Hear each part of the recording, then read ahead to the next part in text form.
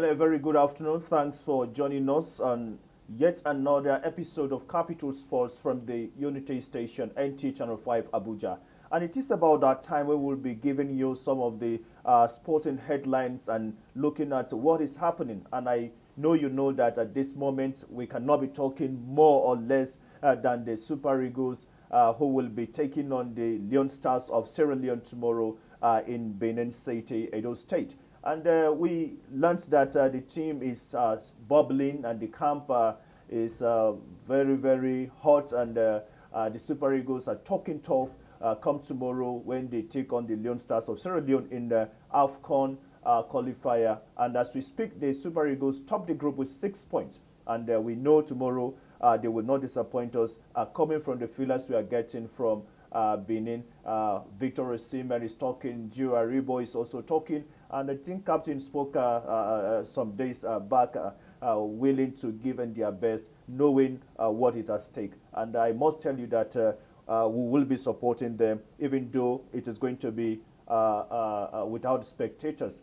From wherever we are, we'll be praying and also supporting them to win the match tomorrow in Benin City. I am Abdullahi Ajia, welcoming you to this episode of the program. And in the course of our discussion, later I will be joined by my brother and colleague who will also come here to give us his own perspective and analysis of some of the issues that we'll be presenting today. But we'll go on a short break for now, and when we come back, we'll tell you what we have for you more.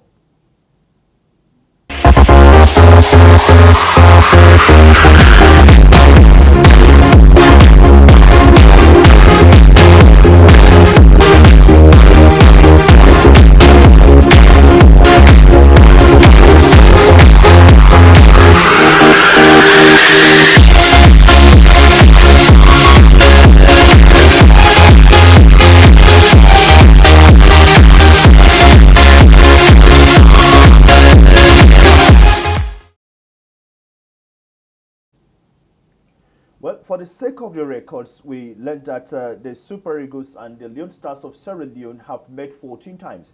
And the Super Eagles having an upper hand of winning 9, drawing 2, and also drawing 3 and losing 2. And I believe tomorrow will be another opportunity to either add or also maintain the dominance. And we believe that the Super Eagles will be going all out for 3 points and victory come tomorrow. Well, don't forget this program is a participatory one. We will be opening the lines much later in the course of the program.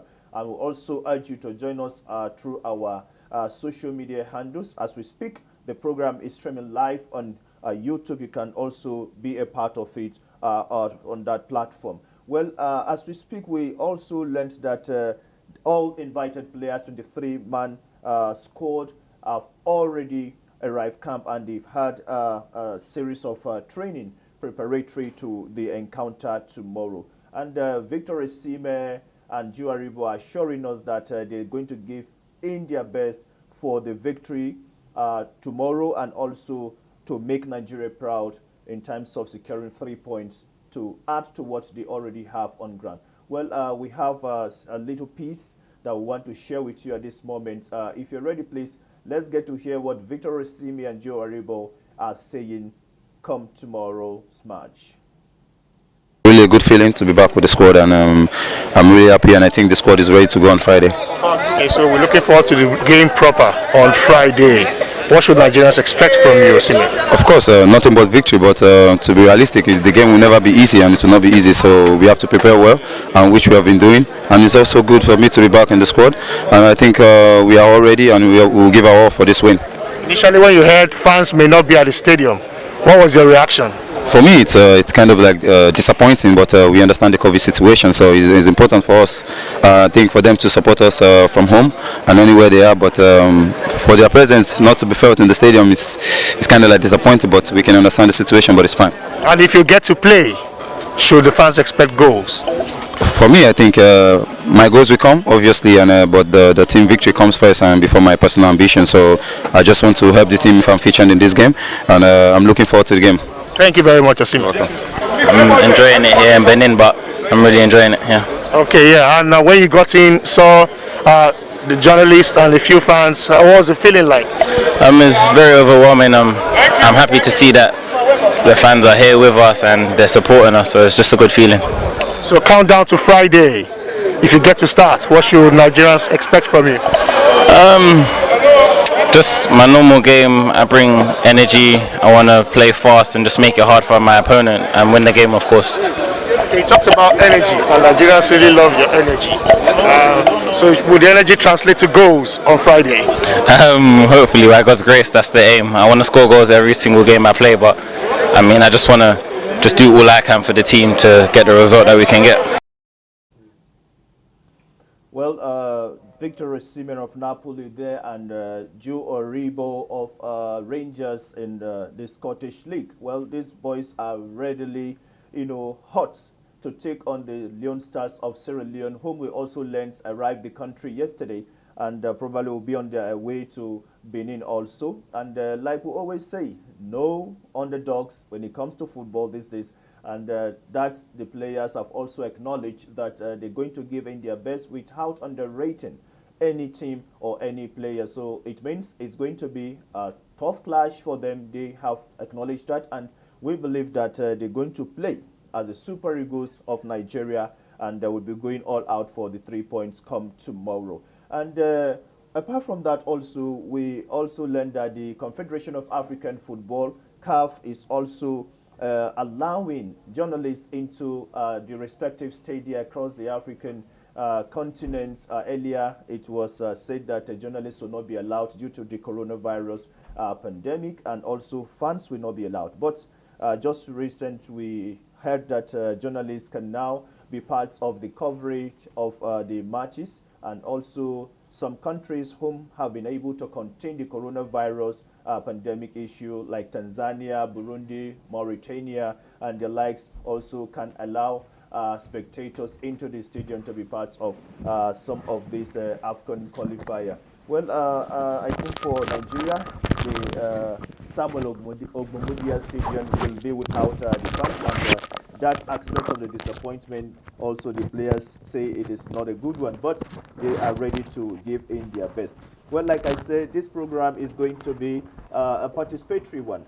The lines are open. You can be part of it, and it will be displayed on the screen shortly. And you can also utilize our WhatsApp number to send in some of what you feel and what you think about the Super Eagles encounter tomorrow, the Sierra Leoneans, and also other issues that we will be presenting to you today. But at this juncture, permit me to welcome a sports Maradona, I call him, all the time, Ayo Deji Makinde.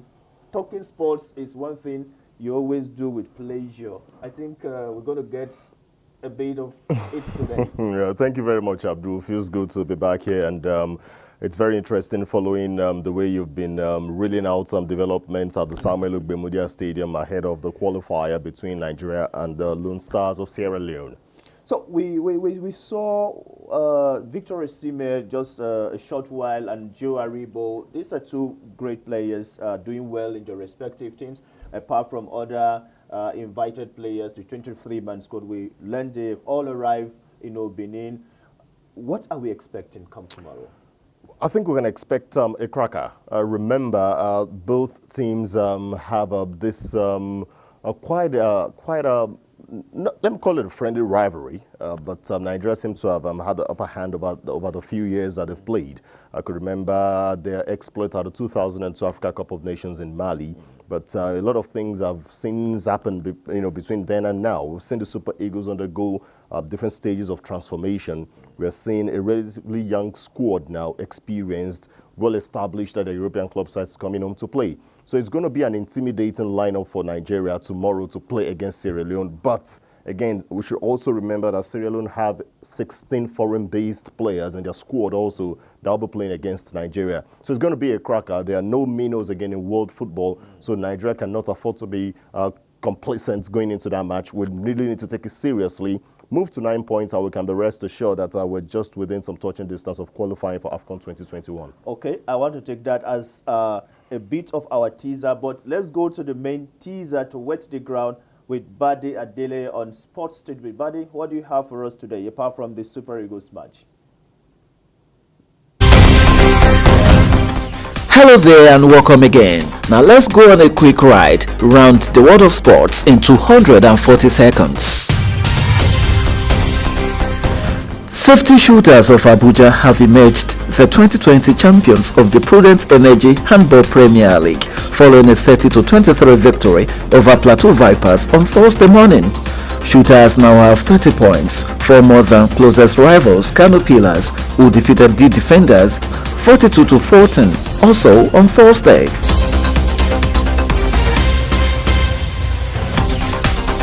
Nigeria's Super Eagles have declared their readiness to claim all 3 points in Friday's game against Sierra Leone. The 2013 African champions, who have been intensifying training in Benin City, say they plan to wrap up qualification for the 2022 Africa Cup of Nations this year. Nigeria and Leon Stars face off at the Samuel Ogbemudia Stadium this Friday, with the reverse fixture scheduled for Tuesday, 17th November, with victories in the 2 games, enough to secure Nigeria's AFCON qualification.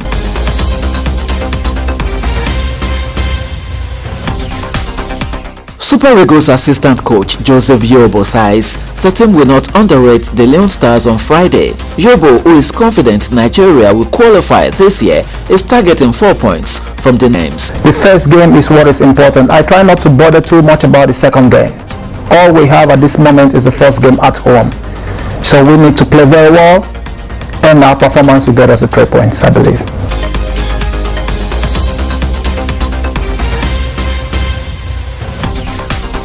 President of the Nigeria Football Federation, Amaju Pinnick, says the quest to bring an independent and untainted candidate that will institute reform in CAF made him jettison plans for contesting in the forthcoming CAF presidency.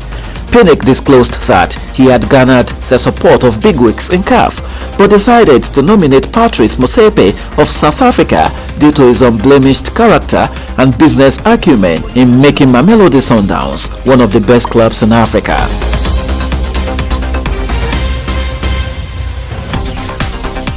World champions France were stunned 2-0 on Wednesday in an international friendly, with Portugal hammering Andorra 7-0. Germany recorded a slim 1-0 victory over Czech Republic, with Spain and the Netherlands playing a 1-0 draw. In other results, Italy solved Estonia 4-0. Denmark beat Sweden 2-0. Belgium were 2-1 winners against Switzerland, with Turkey and Croatia settling for a 3-0 draw.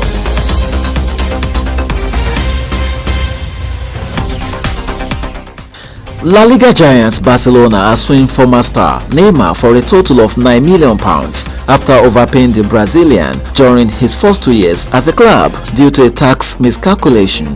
Neymar, who left Barcelona for PSG in 2017, has been engulfed in legal battles with Barca in the past, claiming previously that the club owed him a total of £38 million in unpaid bonuses. The 28-year-old was forced to pay the club £5.9 million after losing the case, and now Barca are making another attempt to reclaim some money.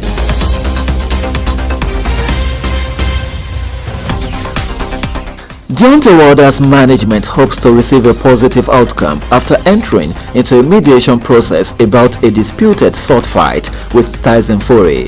WBC champion Fury declared last month he had ended interest in a trilogy fight against Wilder after being unable to confirm a date, with the British star expected to instead announce a homecoming clash. And that will be all on Sports Tidbits for this week. Do enjoy the rest of the show.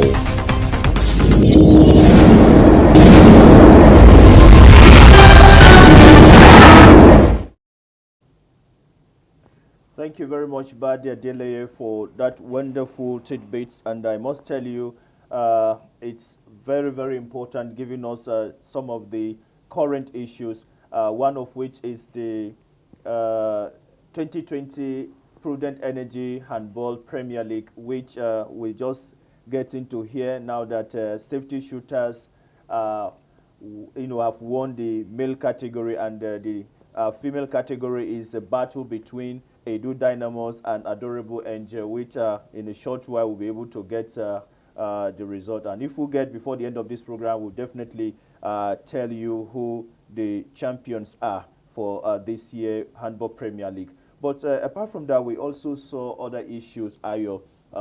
Joseph Yobo talking about the state of things, like we have all earlier stated, probably giving us a different dimension to what we've said earlier. Is the assistant coach, and probably this will be one of the first competitive match he will be bringing his experience to bear for the Super Eagles.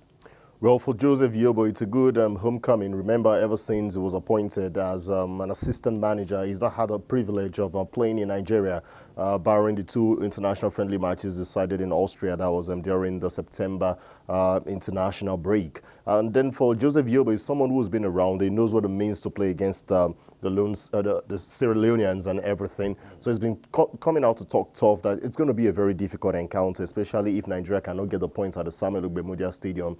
Going out there to go play them could be quite demanding and quite tasking. But with the wealth of experience that we have on the bench and a bit of a rejigging that we've seen in the crew of the Super Eagles, you'd expect them to want to go one better and get the maximum point against the Leon Stars. Okay, just tomorrow will be the first leg, is a double header, yeah. And after which the Super Eagles will be heading to Sierra Leone for the return leg. Do you think what we've seen so far, the preparation will be going for 6 points? I want to be a bit patriotic and believe that Nigeria will get the 6 points. But you know the way it could be sometimes for the Super Eagles of Nigeria when they don't see the 12th man. Because of COVID-19 preventive measures, fans will not be allowed. At some point, even CAF came out to limit the numbers of journalists that would cover the event. But now we've known that there will still be journalists accredited to cover the match. So without the fans, it's going to be a bit difficult, but we'll still expect the Super Eagles to put that behind them and to go out for the maximum points. The VR at the Samuel Ogbemudia Stadium will be in use tomorrow when they will play against them. And you'll just say, so sure, bet 3 points for the Super Eagles. Let's get to hear what this caller is saying. Hello, good afternoon. Hello. Wow, we lost that caller. Sorry for the interjection. Yeah, so you just want to put your money where your mouth is and say the Super Eagles of Nigeria will get the maximum 3 points tomorrow at the Samuel Ogbemudia Stadium in Benin. And remember, it's also the first time Nigeria will be playing there after a very, very long time in the newly renovated stadium. Nothing will be as sweet as getting the 3 points. Okay, quickly, Ayo, let's look at other issues. Well, in less than, let's say, 26 hours now, we'll be looking forward to see the Super Eagles play, and we wish them a very good outing tomorrow. And probably what is important is the 3 points, which we believe with the crop of players we have, we'll be able to outdo or outplay the Sierra Leoneans, who we've always had a dominance over. So quickly now, let's look at the 2020 Prudent Energy Handball Premier League. You've always been there. You've seen what these teams were up to, and at the end of the Kano Pillars could not retain the title they won probably last year. Now Safety Shooters are new champions for the male category. Well, you see, the Prudent Energy Handball League, it's very, very interesting. For those who don't really have the passion for it, you only need to go to the package B section of the Moshood Abiola National Stadium to have a feeling of what it means, to see a handball match. For Kano Pillars, quite outstanding, but they struggled initially at the early stage of the championship. Of course, they lost one of the 3 contests in the first match to Safety Shooters. And then you want to say the battle is very interesting with the neck-and-neck battle that we're seeing.